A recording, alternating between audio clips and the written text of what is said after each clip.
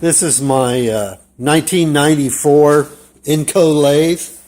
I actually got this new at the end of the year probably, or either in December or January of 1995.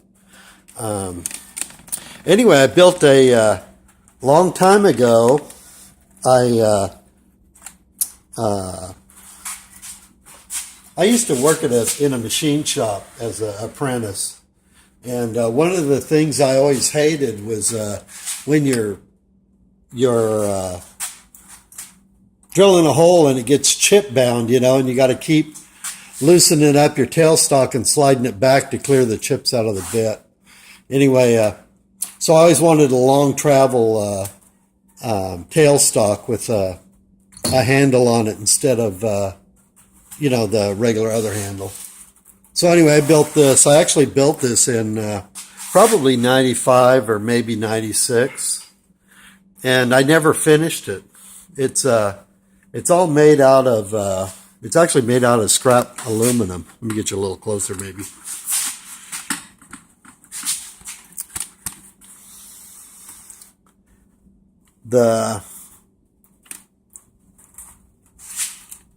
It's got this,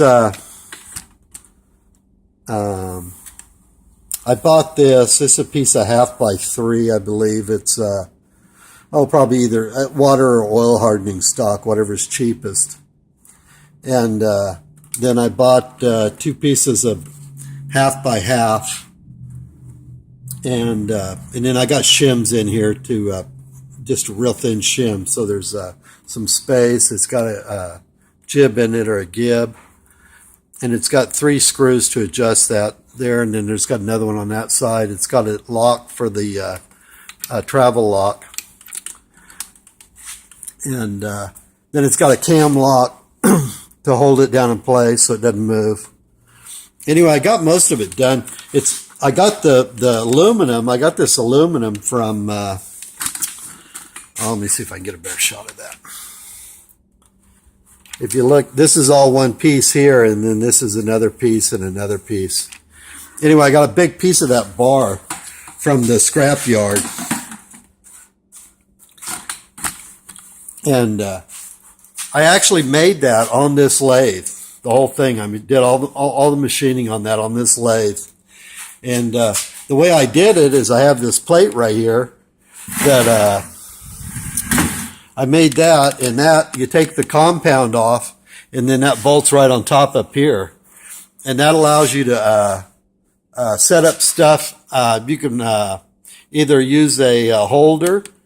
I have an adapter to go from, I think it's a number 5 Morse taper down to number 3. And then I have some end mill holders that are number 3 Morse taper. So you could clamp your end mills in there. Or like I did on this when I finished this off, those are all faced off, I put the faceplate on and I made a tool bit holder so I could use it like a fly cutter, the faceplate like a fly cutter.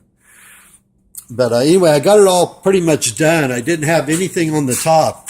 It was just flat, the bar. This bar is all, and I got all the gears in here. It's got a piece of gear rack in here, and gear. The gear rack came from McMaster car. I don't know what the teeth on it is. The rack is about a 1/2 inch square. But, so anyway, I ordered that from McMaster car also. These have gears in them. And to be honest with you, I don't know exactly why I didn't put the handle just right on this shaft right here. I can't remember because it's been so long, but for whatever reason, I raised it up. Anyway, so I was on a website. The reason I started to finish it is I did a video on this. I got this a while back. I picked up this turret head here for $69. So I decided I might as well finish this. I think I got another one of those folders in here, maybe not.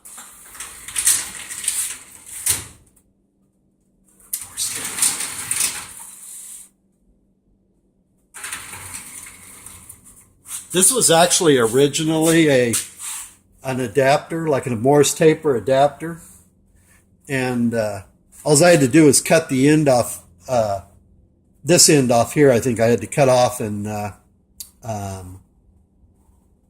face it off. It had a threaded end on it, like a net, threaded net thing, a captured net. So anyway, I used that. These blocks, I made those on my milling machine. And what else? Oh, I had to do a relief cut right here to get it to go between the saddle. But so anyway, I just recently finished it up, and I've been using it. This handle pulls out, so it'll clear all the handles on the saddle right here. So otherwise, they'll hit here.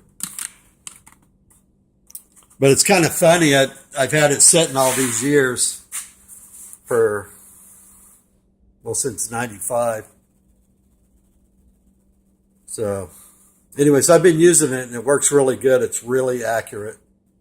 It's got 15 inches of travel, so overall. So and there's not any slop in it. It's really tight. So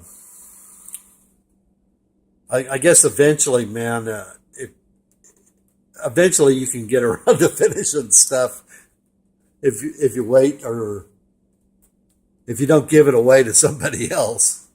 So I've been using it for a few months now, and it's worked out pretty good. I still got to get I want to get like a 1-inch countersink to mount in the chucks there.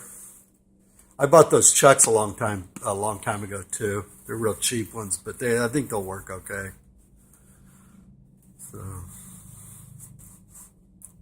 I don't know what to tell you on it, other than it works, you know. So if you want to do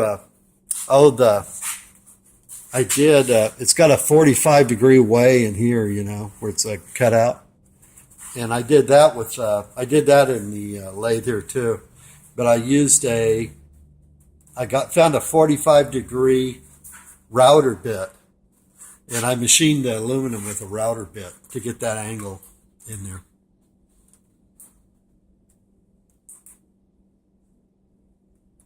So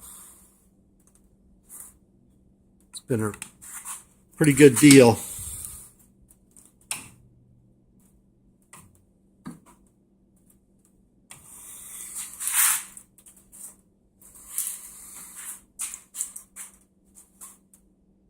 See ya.